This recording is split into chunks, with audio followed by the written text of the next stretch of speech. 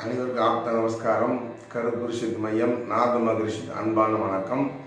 இன்று இரவு 9:28 வரை கிருத்திகை திதி உள்ளது. கிருத்தி என்பது எல்லாரும் இதுவரையிலும் முருகனுக்கு ஒன்றுன்னு சொல்லுவாங்க. முருகனை விட சிவபெருமானுக்கு ஒன்றுதாகும். அப்போ நீங்கள் மதியம் அன்னதானம் பண்ணி சிவனுக்கு பால் கொடுத்தால் உங்களுக்கு அகால மரணம் என்று விதியே நிர்ணயம் செய்தாலும் அந்த விதி விளக்கப்படும். 2, நம்ம பரம்பரையில் இறப்பு 3 வகை இறப்பு. வயசாகி இறக்குறாங்கல்ல, அவங்களாம் எந்த தொந்தரவும் இல்லை. விதிக்கப்பட்ட நாளில் அந்த ஆயுஷ் காலத்துக்குள்ள சாவை தேடி வருது. சாவை தேடி போகிறாங்கல்ல, இவங்கெல்லாம் ஆவியாக அலைஞ்சிட்டு இருப்பாங்க. இந்த ஆத்மாக்கள் சாந்தியாக நாள் கிருத்திகை.